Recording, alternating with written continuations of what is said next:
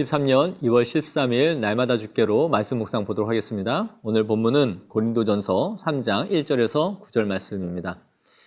성인이 돼서 첫 사회생활에 발을 내딛게 되면 종종 기분 나쁜 일들이 벌어지는데 그 중에 하나가 애취급당하는 것이라고 생각합니다.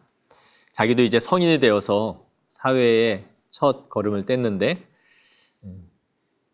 마음은 뿌듯하지만 어른들이 보기에는 꼬시래기 같고 또 새내기 같고 그래서 실수도 많고 또 하는 걸 보면 생각도 좁다라는 생각을 하게 되죠.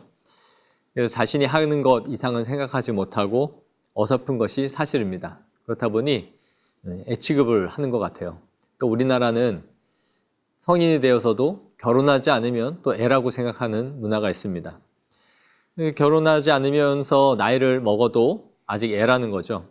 이렇게 애취급을 당하면 자신이 무시당하는 것 같고 자존심도 상합니다. 그런데 오늘 본문을 보면 바울이 고린도 교회에 편지를 쓰면서 고린도 교회 성도들을 애취급하고 있는 것을 보게 되는데요. 오늘 관찰 질문 보시면서 살펴보도록 하겠습니다.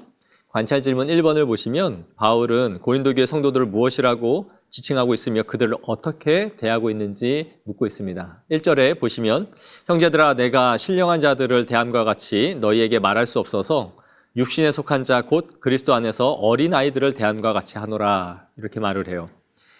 바울이 너희를 거룩하고 성숙한 사람들로 대해줄 수가 없다고 말해요. 그래서 너희를 내가 애처럼 다루고 있다라는 것이죠. 고린도 교회 성도들이 이 편지를 읽으면서 상당히 기분이 좋지 않았을 것 같다라는 생각을 하게 되는데요. 그럼 왜 바울은 이들을 애처럼 내가 다루고 있다라고 말할까요? 관찰 질문 2번입니다. 육신에 속한 고린도 교회 성도들의 특징이 무엇인지를 묻고 있습니다. 2절에서 3절을 보시면 바울은 너희를 저주로 먹이고 밥으로 아니한다라고 말해요. 왜냐하면 너희가 그것을 감당할 수 없기 때문이래요. 아이들 다 키워보시면 아시겠지만 아이가 처음 태어나면 물을 먼저 조금 먹이죠. 그리고 나서 엄마 젖을 먹입니다. 그리고 젖을 떼게 될 때면 이제 이유식을 먹이고요. 그러면서 조금씩 밥량을 늘리면서 아이가 성인의 음식을 소화하게 되는 것이죠. 그런데 지금 고린도 교회 성도들의 수준이 어떠하냐면 젖이나 먹일 정도이지 밥을 먹을 수 없는 상태다라고 말하는 거예요. 완전히 비꼬는 듯한 바울의 말투가 느껴지죠. 그 이유가 무엇이냐면 3절에 보여집니다. 바로 시기와 분쟁 때문이라는 것이죠. 고린도 교회 성도들은 당파 싸움을 하고 있었습니다. 당시에 바울에 의해 복음을 받아들인 사람들도 있었고요. 또 아볼로에 의해서 하나님을 영접하게 된 사람도 있었어요. 그런데 이들이 교회 안에서 한데 모여서 하는 말이 나는 바울파다, 나는 아볼로파다, 나는 게바파다라고 하면서 자신이 누구에게 속한 사람인지 라인을 서로 형성하기 시작했던 거예요. 아이들의 특징이 뭔가요? 싸우고 편을 가르는 것이죠.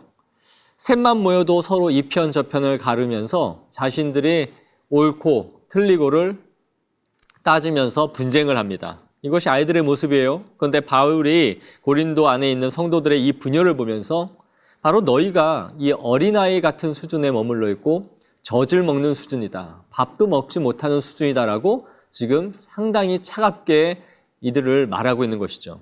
책망하고 있는 거예요. 이어지는 관찰 질문 3번을 보시면 바울은 사역의 결과를 만드는 분이 하나님이심을 어떻게 설명하고 있는지를 묻고 있습니다. 바울은 파당을 만들고 싸우고 있는 이 고린도 교회 성도들을 향해 이렇게 말합니다. 5절에서 6절이에요. 그런즉 아볼로는 무엇이며 바울은 무엇이냐? 그들은 주께서 각각 주신 대로 너희로 하여금 믿게 한 사역자들이니라. 나는 10억과 아볼로는 물을 주었으되 오직 하나님께서 자라게 하셨나니. 너희가 여러 사역자들에 의해서 복음을 받아들인 것은 맞다.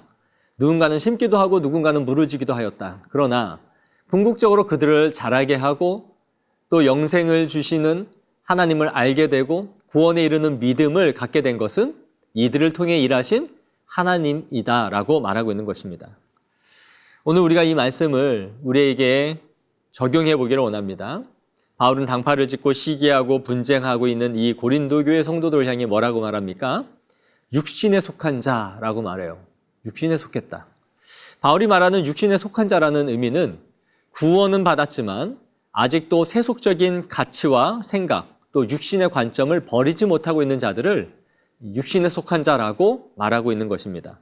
즉, 무늬만 그리스도인인 사람들, 그들을 말하는 것이죠. 은혜도 체험하고 은사도 체험했지만 지식적으로는 참 많은 것을 알고 있지만 세상의 가치관과 그 풍습대로 살아가고 있는 사람들, 그들을 육신에 속한 자라고 말하는 것이죠. 하나님의 은혜를 경험하고 자라가고 성장해야 하지만 세상의 관점으로 다투고 그 자리에 머물러 있는 상태를 말하는 것입니다. 우리는 어떻습니까?